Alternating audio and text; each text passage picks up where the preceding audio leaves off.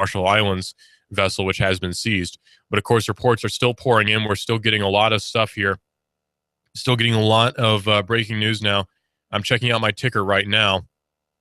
The situation has not changed. Situation has not changed. It's still a U.S. cargo ship, or it's still not a U.S. cargo ship, pardon me. It's still registered to the Marshall Islands, according to these reports. The newest reports I'm just now getting, which updated as of 2 minutes ago. It's not a United States vessel. It is, in fact, a Marshall Islands vessel, which is owned by a company based in Hamburg. It's flagged as the Maersk Tigris vessel, and patrol boats fired warning shots across its bow and ordered it deeper into Iranian waters, according to reports. So as soon as more updates come on that, we'll let you know right here on Hot News Talk Radio. That's AM 1240 on your radio dial, hotnewstalkradio.com. Get the TuneIn app and search for Hot News Talk Radio, and you'll be able to listen to us streaming live to your smartphone. This is Hot News Talk Radio. I'm your host, Russell, here at Hot News Talk Radio. This is Digital Drive, the show where we discuss quite a lot of technological issues and any breaking news as it comes out, because I have a sort of double duty here at Hot News Talk Radio. I am the host of Digital Drive, but I also am the news director here, so I sort of have to split my interests, I guess you might say. So those are just brand new reports that are just now coming out. It appears that is not a this is not a United States vessel. So that's a correction that needs to be made. There were a lot of news agencies which were saying this was a United States vessel. That does not appear to be the case. The Pentagon is denying that claim as of right now. So stay tuned here, and we'll keep you updated on that situation as it continues. But right now, this is not a U.S. cargo ship, as many reports were claiming. This is, in fact, a ship which is based in the Marshall Islands. It's a Marshall Islands flagged ship that was on its way to the United Arab Emirates, heading to Jebel Ali. Chipotle is becoming the first major U.S. restaurant chain to ditch GMOs. So a lot of people, of course, are concerned about genetically organized organisms. That would be interesting. Genetically modified organisms, which are organisms which have been altered in a laboratory in order to better fit your nutritional needs, or to grow faster, or anything else that they could possibly want it to do. It's a GMO, genetically modified organism. There are good arguments for and against GMOs, but we're not actually going to get into that right now. The point of the matter is Chipotle has become the first major U.S. restaurant to ditch them entirely, sort of. Their meat is still altered slightly. It is still given hormones and such that are a little bit different from what you may want in your foods. But when it comes straight down to the crops, they are claiming that they're not genetically modified. So on Monday, Chipotle began only serving food that is free of genetically modified organisms or ingredients. According to New York Times, it's the first major chain to take such a policy. Now, of course, this is a very popular policy with the younger crowd, the more health-aware crowd, you might say, because a lot of people are kind of wary of the idea of genetically modified organisms. Not even so much for reasons of being politically against some giant institution changing the laws of nature or something along those lines. It's really not even that so much as it is just worrying about your health in general. Health has sort of become a broader, bigger issue as time has gone by. People are more worried about their health, especially, of course, we have the obesity epidemic here in the States. So quite a few people are worried about their health conditions, and rightfully so. So now we have a lot of people who are worried about genetically modified organisms, GMOs. You see a lot of Facebook posts about it. You see a lot of people worried about GMOs. Now, again, whether or not those worries are founded is not really what we're going to get into here. But there's a statement that came out from the CEO of Chipotle, Steve Ellis. He's also the founder. He says, "This is another step toward the visions we have of changing the way people think about and eat fast food. So just because food is served fast doesn't mean it has to be made with cheap raw ingredients, highly processed with preservatives and fillers and stabilizers and artificial colors and flavors." Now, there's not actually Chipotle here in the Chattanooga area. There is one in Atlanta. There's one in Knoxville. I believe there's one in Nashville as well.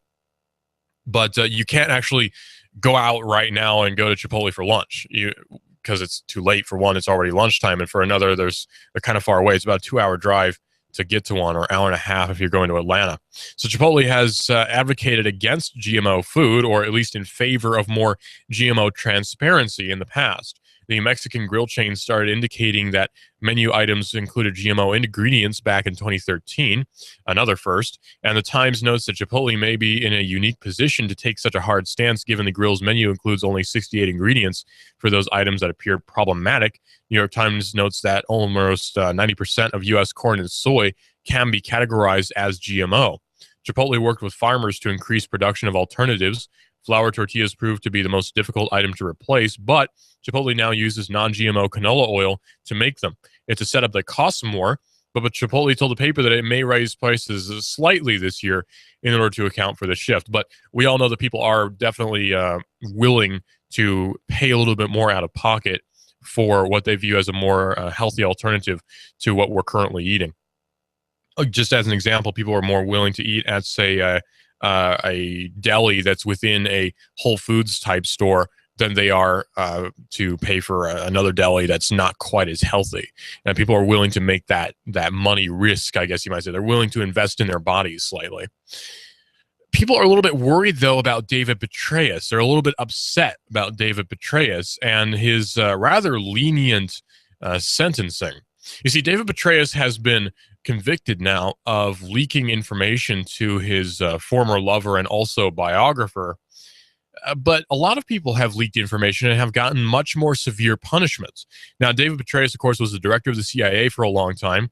And by a long time, I mean a few years. He was also a pretty high-up U.S. general during the wars in Iraq and Afghanistan.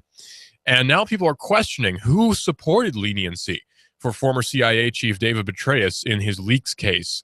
Ars Technica carries the story saying, when former CIA head David Petraeus was sentenced last week in 2 years of probation in a plea deal with the Justice Department for leaking classified information to his former lover and biographer, U.S. Magistrate Judge David Kiesler said he received letters supporting leniency for the retired four-star general.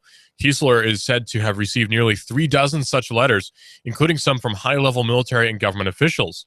Now, this seems to totally abandon any idea you may have of equal protection under the law or what have you, where if you have committed a crime and you're a high-up official, you should be facing the same sentencing as somebody who would be a lower down the ladder sort of person, like an Edward Snowden or a Bradley Manning. Unfortunately, that's not the case. You're going to be facing leniency thanks to letters from higher-ups. The letters paint a portrait of a man considered among the finest military leaders of his generation, who has also committed a grave but very uncharacteristic error in judgment, Kiesler said at the sentencing hearing. He says, but those letters were filed under a seal by Petraeus' lawyers. Several media outlets, from the Associated Press all the way down to the Washington Post, filed suit on Monday with Kiesler, demanding that he unseal them. The public has a particularly powerful interest in obtaining access to the sentencing memorandum and the sentencing letters at issue here. The prosecution of defendants, a four-star general and former head of the CIA who served at the highest level of the U.S. for mishandling classified information, is a matter of serious public concern, and much has already been reported to the public about his prosecution, his plea agreement, and his sentencing. Defendant's sentencing hearing was held in open court with members of the public and media in attendance, and access to the sentencing memorandum as well as the sentencing letters submitted in connection with that hearing will enhance the public's understanding of what transpired, including the sentence that was ultimately imposed by the court. So it appears that if you are a high-up U.S. general who was very favorably looked upon, in fact, some wanted him to even run for president. He was the head of the CIA for a brief time. If you are one of those people and you commit a grievous act against the United States government, it's okay because you're higher up. I mean, obviously, you didn't mean any sort of ill will towards the United States government because you are, in fact, an actor of the United States government. That's sort of the view that it seems these people have. And it's actually kind of a very anarchist view when you think about it, because these people are not really bound by the law in the same way that we are. By we, I mean you, I mean me. We are bound by the law very, very stringently, very strictly. If I were to go out and break the law, I would be in a huge amount of trouble. If I were caught with a prostitute in Chattanooga, I would be probably thrown in jail or fined for quite a bit of money. But if higher up official was caught, then it would be a scandal. It wouldn't really be an issue of this person needs to go to jail. It would be an issue of, well, this is a scandal. If I lied to Congress, then I would get in a huge amount of trouble. I would go to jail for a very long time. That's a sedition almost. That's a lying to Congress. It was a crime in and of itself. So I would go to jail for a very, very long time. But if I'm a senator or somebody who's in the military in a higher up level and I lie to Congress, then that's totally okay. It seems that military service on a higher up level can absolve you of any potential guilt which you may have. If I'm a 4-star general and I commit some grievous crime, then that's okay because I do know better, but it was just a lapse in judgment. And that's what they would call it. It's a lapse in judgment. We don't recommend jail time because obviously he meant well. That's all that matters in the long run. It's the thought that counts. He meant well. So that's okay then. And that's the sort of problem that we're faced with here in this country. And we have a call. Honest Talk Radio, you're on the air. What's going on? Yes. Are you the one that carries Clyde Lewis from 10 p.m. to 1 a.m.? Yes, ma'am. You're going to have to call back in about an hour. Thank you. Yeah, the last time I had somebody who wanted to install a satellite dish. So that was kind of a weird situation. I should just start installing satellite dishes anyway. I get so many calls to install satellite dishes nowadays. I should just get in that business. I already have a pretty big user base, so I may as well exploit that. But anyway, yeah, the problem that we have here is that you have higher up military officials who are totally allowed to break the law, it seems, with little to no form of intervention in the form of law enforcement or what have you. If a policeman assaults somebody in a horribly vicious manner, then that's just a scandal and he'll be put on paid leave. This isn't something where if I went to, say, McDonald's and I got mad at somebody and just pounded his face in, I would go to jail for a really long time. That's assault. That's attempted murder. There's a lot of different crimes that are involved with this. But if I'm under the protection of a badge, if I'm under the protection of the different jurisdictions, then I'm okay. You see, we have sort of a form of anarchy in the government where these people don't see themselves as being bound by the law. They see themselves sort of passively as being bound by the law in the sense that, well, if I break it, this might hurt my image. It's not, well, if I break it, I'll go to jail for a really long time. It's, if I break the law, this could very much be a detriment to my image as a member of the United States military or as a member of the United States Congress or what have you. So people are wondering, how did David Petraeus get such leniency? Well, apparently quite a few letters were sent to a man named David Kiesler, who's a U.S. magistrate judge, and he received letters supporting leniency for the retired 4-star general. Now, it seems that just because you're a retired 4-star general and you may have done all the best things in the world, you can have a Nobel Peace Prize. It doesn't really matter. You broke the law. The punishment should be exactly the same, despite whatever the position you may have held. I don't care if you're the president himself. If you break the law, you should be punished. That's just how it is. That's the right thing. That's something called justice. However, it doesn't seem that our system really supports justice because it's easily exploited. If all that needs to happen is enough senators send letters in support of me and I'll just get a fine instead of very long jail time that's being threatened for Edward Snowden and is already being enforced for Bradley Manning, now known as Chelsea Manning, of course, then that seems like a broken system. Isn't it pretty obviously a broken system if all you need to do is get some letters of support in order for the law to not count anymore? That seems kind of broken to me. And it makes you wonder how broken is it actually? Is it broken beyond repair? That's a question that begs asking, and there's not really a clear answer. This is a mob mode. This is a mob mode. What kind of fool do you think I am? Just think I know nothing of the You give us 12 minutes and 40 seconds, we'll give you Chattanooga and the world. News Talk 1240. Hi, this is your computer speaking. I don't feel so well. It's like I've come down with a bug, and I'm getting more. Affordable Computers. We fix sick computers. Your hometown guys at Affordable Computers will repair your PC in half the time of the big boys at an affordable price. No tricks, no gimmicks, no computer speak technobabble. Just good, quick, and courteous affordable service and repairs. Want to affordably supercharge your PC? Affordable Computers on Highway 58. Affordable Computers hand builds all desktops in-house. If you're looking for a better-than-new refurb laptop, $150 will get you a Dell or another name brand at Affordable Computers. Affordable Computers, Highway 58, between Arby's and Taco Bell. Also Fort O, Battlefield Parkway, near Holcomb's. Affordable Computers, we service what we sell. Call 499-1975. That's 499-1975. Wow, this is amazing. I'm feeling great. Supercharged. Do you feel better outside your home or business than in? Indoor air quality is important. Mildew, mold, smoke, water, and rodent damage are prime causes of poor indoor air quality.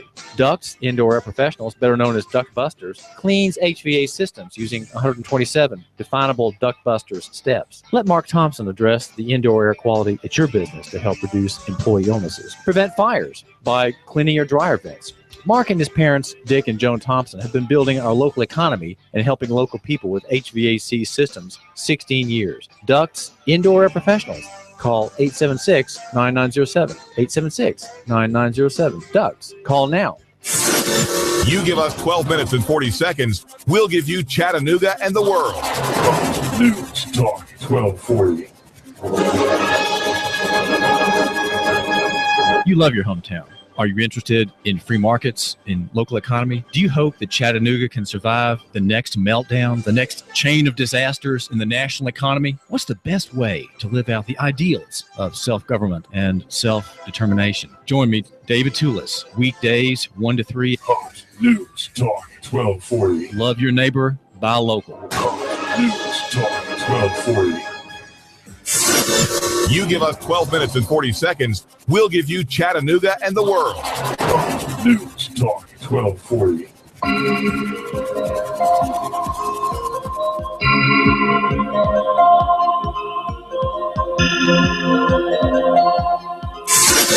You give us 12 minutes and 40 seconds, we'll give you Chattanooga and the world. Light today in Baltimore, hard hit by rioting last night.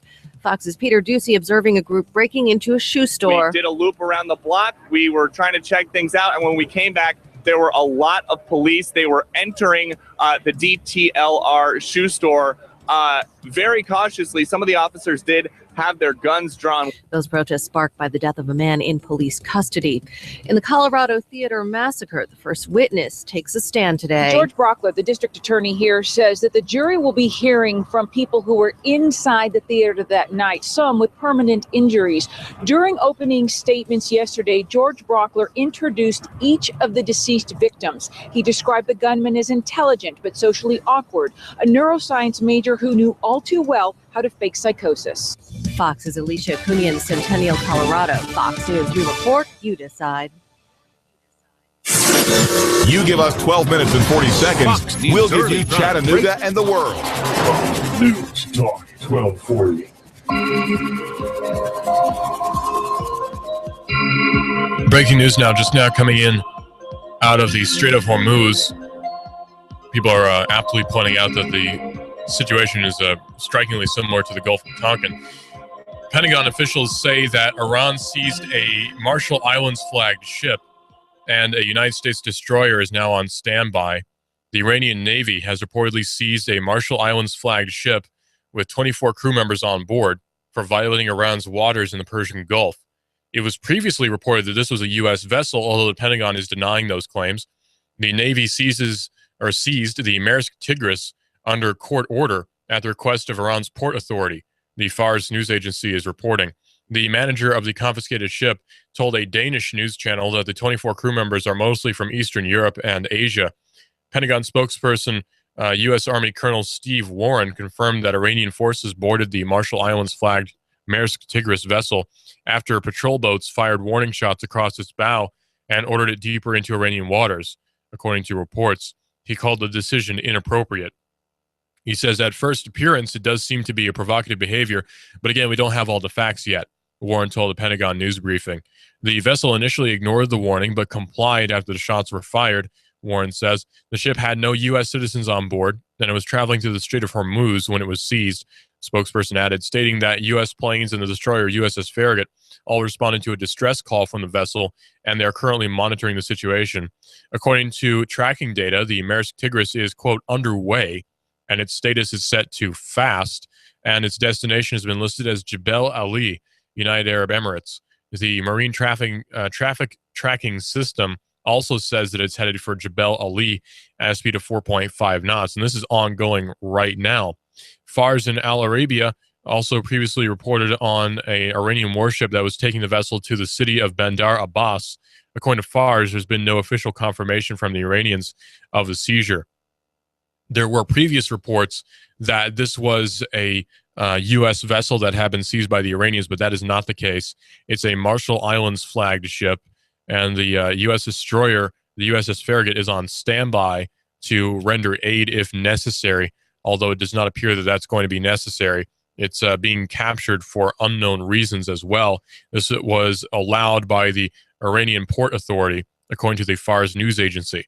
It's a confiscated ship now, the manager of which told a Danish news channel that 24 crew members are mostly from Eastern Europe and Asia. There are no U.S. citizens on board that ship. So it appears that this is not as dangerous a situation as had been previously reported. In fact, you might even call this a minor incident, according to the situation that is now happening. According to reports that we're now getting, it does not appear that there are any U.S. people, United States citizens, I should say, who are in danger presently. This does not appear to be any situation which threatens U.S. citizens at this time. Again, as the situation evolves, we'll keep you updated here on Hot News Talk Radio. That's AM 1240, AM 1190, and AM 910. So, Audi, the company, the car company Audi, is working on diesel fuel that's a little bit different than you may have thought. Now, a diesel fuel vessel, be it a car or a ship or whatever, it tends to seize, or not seize, pardon, but tends to expel, I should say, quite a lot of emissions. People are always worried about the emissions of diesel vehicles. You know, they put out a lot of carbon emissions. Well, Audi is working on much cleaner fuel. Last week, according to Ars Technica, Audi has announced that it had filled the tank of one of its vehicles with a synthetic diesel fuel made with a high-temperature process that starts with only water and carbon dioxide. While there's a substantial energy input involved in generating the fuel, the company expects that excess renewable energy will eventually be able to supply that energy very cheaply. The diesel was produced through a process which is called high-temperature electrolysis, in which steam is heated before electricity is used to split the water vapor into hydrogen and oxygen. The high temperatures make this process more efficient, and as Audi notes, the waste heat can then be used for another purpose, further boosting the efficiency. The hydrogen can then be combined with carbon dioxide in a process that produces liquid hydrocarbons, and these reactions require high temperatures and pressures as well. The current production facility, which is partly supported by Germany's Federal Ministry of Education and Research, uses CO2 supplied by a biogas facility, supplemented by a carbon capture facility that pulls the gas straight from the atmosphere. Currently, Germany's vast expansion of photovoltaic power has largely been able to eliminate the peak of demand for traditional generation that occurs at midday. However, as the country continues to expand the installation of renewable power, it's quite possible that there will be periods of overproduction. As such, Audi is promising the technology as a means to stabilize the grid when production of green power peaks. So Audi has developed a sort of synthetic diesel fuel of sorts. It's diesel made straight from carbon dioxide, which is not where you would expect diesel fuel to come from. So could it be that we're quite close to the development of a green diesel fuel? Not something you'd ever expect to hear, green diesel, but it appears that this may actually be happening.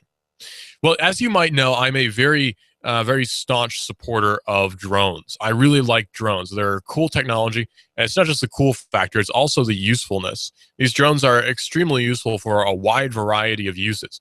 Think about how they can affect real estate, where you can take photos of a house from all different angles. Think about the movie industry, where these drones can be used to make some really great shots. Car chase scenes, all sorts of different things could be very drastically altered with the use of a drone. I'll think also of law enforcement, where these drones could be used in place of helicopters for scoping out a suspect. There's all sorts of different uses for drones. Now, I wouldn't necessarily support the law enforcement use of drones because they tend to misuse any sort of technology that's ever given to them, but it's a potential. Well, it appears that the Golden Gate Bridge officials are kind of freaked out by drones. According to ours, the agency that manages the very iconic Golden Gate Bridge, which connects San Francisco with neighboring Marin County to the north, are quite concerned about drones flying in and out of the bridge. The bridge's Authority General Manager, Dennis Mulligan, told the Marin Independent Journal last Friday that a drone had recently crashed into a lane of traffic. The Bridge Authority and other local government groups have sent a letter to Senator Dianne Feinstein saying that the increased presence of these unmanned aircraft is a major threat. Mulligan told the newspaper that such drones have also been flying beyond the security perimeter, saying if you find the person who flew the drone in areas where they're not supposed to, you can't cite them for trespassing, he said. But if you climb over a fence and take pictures, we can cite you. There should be some mechanism to place restrictions on airspace for security reasons. Mulligan, of course, did not immediately respond to our Stenica's request for comments late Sunday evening. So this is a very odd thing that is happening among many different jurisdictions, happening among many different municipalities, I suppose, where they're afraid of technologies. Now, yes, a drone crashing into a lane of traffic is a regrettable thing. This is not something that should be happening regularly. But think about it. It's just a technology. This could just as well have been a car that broke down on a lane of traffic. The technology doesn't really matter. It's the usage thereof. Now, you could say that these drones need to be banned from flying in certain areas because they're a danger to public. But really, when it comes right down to it, what danger is there in taking photos? It's just a photograph. It's not like this photo is being taken by some law enforcement officer in order to incriminate you in some crime which you never committed. This is not something that we're talking about. We're talking about drones being used by private citizens for informational purposes just because they're curious. I want to know what's underneath the Walnut Street Bridge. I want to fly a drone around there too. But you know, I might get in a bit of trouble for doing it, but who doesn't want to do that? You see what I'm saying? And especially if it's for private usage, you don't even have to get an FAA permit for it. It's the same as an RC helicopter. It's exactly the same classification. There's not any special permission you need to get in order to fly this around for private usage. Now, they may try to argue that you need some sort of special permission, but it's appearing that for private usage, you don't actually, because this is strictly for private usage. Now, if we're talking about for, say, a commercial purpose, then they'll start to say, yeah, you need to get an FAA permission, you need to get a license and all these different things. But these restrictions are really hindering progress, especially in the business sector, because now you need special FAA permission to fly a drone, and that's for one single drone. You can get a permit for one single drone, not a fleet, but one. So you need a permit for each one of those drones. Well, these drones could be used for delivering packages. These drones could be used for medical purposes. These drones could be used for all sorts of different things that are extremely useful, but we can't use them because the FAA says so. It's banned just because of a piece of paper that says you can't do so. It's very frustrating for those of us who are very interested in, say, drone package delivery, where who doesn't want to have a drone deliver a package straight to your doorstep within 30 minutes? Who doesn't want that to happen? But unfortunately, we can't have that because of this new regulation, which states that that would be illegal, which is why now so many different countries are actually ahead of us when it comes to this innovation, because they're just not able to, we're just not able to compete. How can a company compete if it's not allowed to even get slightly involved in the field that it's looking to compete in?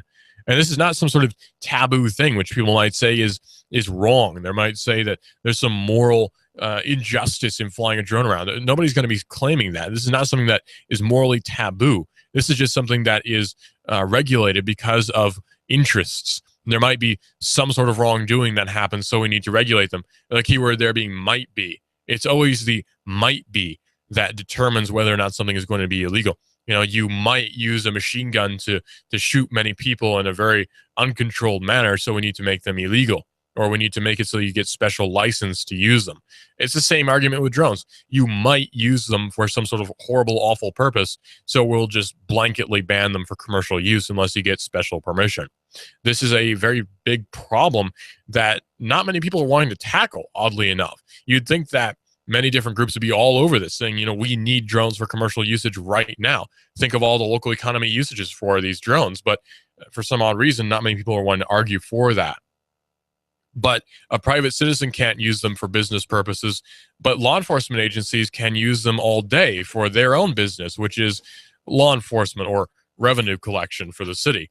Lockheed Martin is working with drones to widen the net for search and rescue missions. Now, we could all argue that search and rescue missions are something which need to happen, right? If I've gone missing, I definitely want people to be looking for me. I don't want to be stuck there with nobody looking for me because it's illegal to use the tools to look for me. So there's not really going to be a whole lot of argument against the usage of drones for search and rescue missions, and Lockheed is all too happy to oblige. Spreading eyeballs as widely as possible can make all the difference in the early stages of a search and rescue mission, according to Gizmag. With recent rise of drones, this has come to include getting eyes up in the sky to give some first responders an aerial perspective. Now, it used to be that this would mean a helicopter flying around. Helicopters are very expensive, both to maintain and to fuel and to man, because to fly a helicopter, you have to have a pilot's license. Not only do you have to have a pilot's license, you have to have a pilot's license for a helicopter. It's two different specifications. So it's a very expensive thing. Helicopter fuel is not cheap. Aircraft fuel is not cheap. Neither is personnel for flying said helicopter. Neither is somebody who's a trained first responder to fly in that helicopter along with the helicopter pilot. So helicopters are very expensive things. Obviously, the better option would be to use a drone, which is lower cost. It uses lithium-ion batteries, which can be charged from a regular AC outlet that everybody has in their house. So it's very, very cheap. It's very inexpensive to run one of these drones. So it's the obvious alternative. Well, based in the U.S., Project Lifesaver is an organization which works to lessen the risk of people with autism, Alzheimer's disease, and other cognitive conditions from walking away from their homes and injuring themselves or other people potentially. If they walk into traffic and get in a car wreck, then many people could be injured because of that.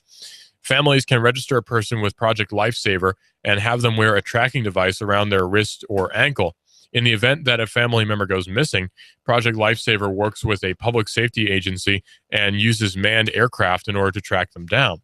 At the present, it claims that most are found within a few miles, around 5 kilometers of their house. And it's pretty hard to get different places on foot anyway. So if somebody wanders, say, away from their house, then they're going to be within a 5-mile bubble of that house. It takes a long time to walk a mile. So it's as soon as they're reported, hopefully that person can be located. Well, they're partnering now with very big military contractor Lockheed Martin, and they're enlisting its UAVs. Project Lifesaver says that the search capabilities of its teams will be greatly improved. The vehicle type in question will be Lockheed's Indigo UAV. That's INDAGO, not indigo as the color. It's Indigo, I suppose. A UAV, which is unmanned aerial vehicle. The same quadcopter that it dispatched to assist a manned helicopter in a firefighting exercise last November. It weighs only about 5 pounds, and it's collapsible, allowing it to be easily stowed in the trunk of a squad car. It can also be ready to fly in just 5 minutes, and it boasts an impressive 45-minute flight time. It's equipped with a gimbal-mounted electro-optic infrared imager in order to capture data, and it's also going to be fitted with an additional lightweight antenna and receiver to improve its ability to detect signals from the personal transmitter being worn by that missing person. So it's a very useful technology. But unfortunately, this can only be used by Lockheed because Lockheed is a very prominent military contractor, so they can basically do whatever they want without any sort of hindrance on the side of any municipality. If Lockheed wants to do something, Lockheed is going to get that thing done. However, if a small startup wants to get something done, unfortunately, you need to have special permissions. Oh, well. Well, the cyber police are something that's sort of been a laughing stock on the internet. Whenever some sort of cyber crime has been committed, people will say, well, what are you going to do, call the cyber police? Because it's a joke. The cyber police are a joke. They don't exist. Well, at least they didn't exist. Now a lot of sheriff's departments and police offices are, police agencies, I should say, are using what they're calling cyber police in order to track down cyber criminals. What would be a cyber criminal anyway? Well, somebody who uses Silk Road, obviously. If you want to use something which is made illegal via prohibition, then you are a very terrible person. If you want to use a website in order to purchase something which has been illegal due to statute, then you are a very bad person, and the police are going to track you down. After all, it's a long arm of the law. Nobody has ever gotten away with using marijuana, after all, because the police will track you down and make you pay a huge fine, because that's what it's all about, money. Well, new laws might give federal cyber cops a little bit too much power, according to The Verge. Last year, a single strain of malware was responsible for credit card breaches at Target, Home Depot, and more than 1,000 other U.S. companies, with damages totaling in the hundreds of millions, if not billions of dollars. In many cases, the companies involved didn't even know that the threat existed until it had been alive in their system for months at a time. For many industry observers, the most painful point is the timing. This happened around Christmas time. So if the industry had raised the alarm with the first warning signs that surfaced, the worst of the damage could have been averted. That idea seems to have gotten Washington's attention, of course, because now there's a new business opportunity for the folks in Washington. In February, President Obama signed an executive order to promote information sharing on cyber threats, and a new crop of information sharing bills in Congress are looking to clear the path even farther. Last week, the House of Representatives passed the Protecting Cyber Networks Act, which would establish new sharing guidelines and liability protections, I should say. The Senate is also expected to take up the bill in the coming weeks. And at the same time, many people see the Protecting Cyber Networks Act and other bills such as that one as an unprecedented intrusion into otherwise neutral networks, what Ron Wyden described as a surveillance bill by another name. While most researchers still see themselves as engineers, there's a growing fear that these new measures will turn them into detectives. You see, it's yet another case of Congress getting involved where Congress really doesn't need to get involved. Now, that's not something that's particularly surprising to much of anyone. We have the feds getting involved in basically every facet of our lives, so it's not particularly surprising that we're going to hear about them getting involved in the internet more and more so as time goes by. Think about net neutrality, where a lot of people defended net neutrality, saying that this is simply the feds trying to prevent different tech companies from overstating their presence or from becoming too intrusive into our lives, when really it was kind of the other way around, where it was the feds trying to get more and more into our lives and claiming jurisdiction over the internet, which of course has no nationality. I'm not sure how anyone could say that the internet belongs to the United States or to any country or to any government or to any one entity, period. The internet is made up of many different networks owned by many different companies and many different individuals as well, who really can't claim any sort of nationality. You can't claim that the internet belongs to the United States. Now, I know a lot of people want the United States to own pretty much everything because they have some sort of national pride. Well, that's all fine and dandy, except it's not really logical and it's not even really that legal. I'm not sure where anyone could claim that the United States government now owns all of the internet simply because this was created by a contractor for that was working with AT&T and DARPA back in the 60s. Yeah, that's where the internet basically started, but that doesn't mean that that's where the internet ends as well. It doesn't end in the hands of the United States government, because you have different companies which own different networks and own different websites on different networks. So you really can't make that claim that the United States has any sort of jurisdiction over the internet. Now, yeah, if a crime is committed, such as, say, child pornography distribution, that's something that the local sheriff's office should handle as a issue of child pornography trafficking. It doesn't really matter what the method of trafficking was. That's sort of irrelevant. What matters is that this event happened, and now it's going to be taken to a court of law thanks to a sheriff's deputy arresting that person after a proper investigation has taken place. There's really no room for the federal government to get in and say that this internet is ours and we're going to enforce the law on it, when it's really not feasible. It's way too big of an undergoing. It is just way too big. It can't possibly happen in any sort of reasonable way.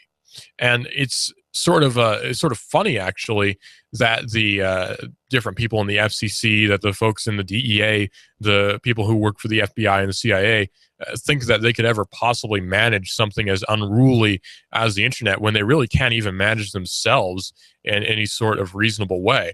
I think about how the Secret Service is constantly getting in trouble with different prostitution allegations and issues of the DEA possibly having wild parties and using drugs which are supplied by the very people they're supposed to be stopping. See, they can't even manage themselves, so I'm not sure how they can be expected to manage the people or manage the internet, because nobody can manage the internet. Trust me, it's way too big, way too unruly. It couldn't possibly be done. Well, the result of all this is that one of the more puzzling privacy fights in recent memory is Congress is looking to legally authorize the information sharing that's already taking place. So they're authorizing something which already happens, which is information sharing between a company and the government saying that it looks like cyber terrorism may be happening here. Here's information on it. So privacy advocates say that the bills in question aren't about sharing information at all. It's more about spying on different individuals who use company services, and the companies being totally absolved of any wrongdoing thanks to these new bills. So how do the new bills plan to fix this problem? And more importantly, how do they do it without turning the network operators into spies? Well, they don't. That's the problem. There's already a lot of information sharing in the cybersecurity world, but it tends to happen on an informal basis. And federal agencies like the FBI are often the last on the list. So they're hoping with these new bills to sort of bump themselves up to the top of the list, where the companies, instead of handling their own problems by themselves, the FBI wants to make themselves more important than they actually are. They're essentially trying to legitimize their very existence, because there is a paradigm shift occurring in the tech sector and in the general population as well, where people are realizing that they don't actually want the help of state actors. They don't want that help because different security agencies, say Kaspersky, say Malwarebytes, can act as a security agency for these different companies much better than the FBI ever could, because they can act in their own interest and act in the interest of the company, not having to worry about cyber terrorism or whatever ends and means the FBI may have. So the FBI is always the last on the list because nobody wants to get the feds involved. And that's always the question. Do you want to get the feds involved? No, not really. Okay, we'll do it ourselves. You see, the feds are always sort of a hindrance more than they are a helpful entity. They're more malevolent than they are benevolent when it comes to acting in the best interest of the people. So they're trying to make themselves more legitimate by passing these laws which are incentivizing information sharing with the FBI. And that's not really the local economy answer. The local economy answer, of course, would be one business helping out another business owner in a very local manner, not the feds getting involved. This is Digital Drive. I'm your host, Russell. Nuganomics.com and David Tools is coming up in just a few seconds right here on Hot News Talk Radio. This is the modern world. What kind of fool do you think I am? Just think I know nothing of the You give us 12 minutes and 40 seconds, we'll give you Chattanooga and the world. News Talk 1240. You do not have to be living with constant pain. You need to make the choice today to enjoy a revitalized body. You deserve to live a better pain-free life. And Dr. Ross can help. At Ross Chiropractic, failure is not an option. For over 40 years, Dr. Ross, a graduate of the prestigious Palmer College of Chiropractic, prided himself in helping and healing. The Ross method of chiropractic care is unique in developing a treatment designed just for you. And Ross Chiropractic makes this promise to you. If he believes that he can help relieve your pain, he will guide you to another health practitioner to assist you. Feel better now. You owe it to yourself. You really do. Call Dr. Ross now at 954-9591. That's 954-9591. And visit Dr. Ross at 7405 Shaliford Road, Suite 320. Ross Chiropractic, helping your body heal itself. Because when your spine's in line, you will feel fine. Call 954-9591. That's 954-9591 for Ross Chiropractic.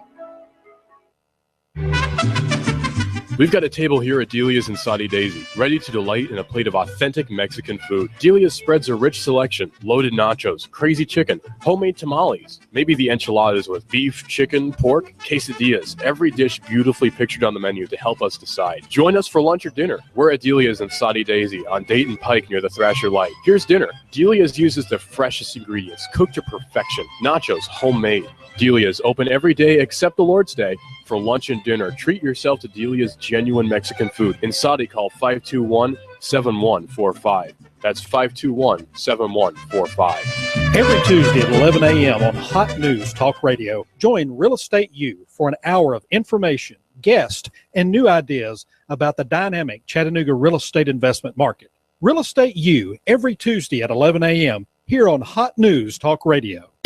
If you have the DTs, the shakes, because your phone is on the fritz, you have nomophobia. You need help. Your telecom doctor is in. Cell Surgeon at Northgate Mall. Cell Surgeon yanks open the ribcage of your phone, pries out the dead heart, and puts in the beating life that you lead on your cell phone. Broken screen, phone not charging, water damage, battery given out? Cell Surgeon at Northgate Mall next Old Chicago Pizza. Check us out on Facebook. Open Sunday. Cell Surgeon. We bring your phone back to life. Are you tired of working in corporate America, or have you recently lost your job and would like to consider owning your own business? If you are, please call me, as I can help you look at franchises or business opportunities that fit you, the economy that we're in, and the type of businesses that are right in the greater Chattanooga area. After I help my clients find the right opportunity, I also help them find the best way to finance the business, including paying yourself through the startup phase. If you would like to learn more about opportunities that may be right for you, please call me for a free assessment. My name is Bruce Krebs at the Entrepreneur Source. Phone number is 423-875-5621. Pure, honest, fair, and respect. Just some words that come to mind when you think about how you want to be treated. And that's how you're treated at Rivermont Pure. Rivermont Pure in Rivermont, Chattanooga. Serving your vehicle needs for over 30 years. Now that's a long time. Owner-operators Charlie and Tommy always put your needs first. Yeah, go ahead. Get an estimate from one of those big guy impersonal car repair chains. No way. Then bring it to Tommy and Charlie at Rivermont Pure. Chances are they'll beat their price and get your vehicle back on the road faster than you can say, our customers come first. Hi, this is Charlie. And I'm Tommy, owners of Rivermont Pure. We're here to serve you. Rivermont Pure, the auto repair guys. Featuring ethanol-free fuel. Located across from Rivermont Elementary on Hickson Pike. Rivermont, Chattanooga. Rivermont Pure. Rivermont Pure, that's where I've always gone to get my car serviced. My husband and I trust Charlie and Tommy. They always treat us right and give us a fair price. And they get the job done right the first time. Thank you, Rivermont Pure. Call 485-3375. That's 485-3375. NASCAR, Laura Ingram, Dennis Miller, David Toulis, Generation Z, Coast to Coast AM, and CBS Radio News. Chattanooga's news, talk, and sports leader. News Talk 1240. If the South would have won, we'd have had it made. I'd probably run for president of the Southern states. The day Elvis passed away would be our national holiday. If the South would have won, we'd have had it made. NASCAR, Laura Ingram, Dennis Miller, David Toulis, Coast to Coast AM, and CBS Radio News. Chattanooga's news, talk, and sports leader. News Talk 1240. They say you can always tell a Texan, you just can't tell them much. But you can try. Cowboy Up with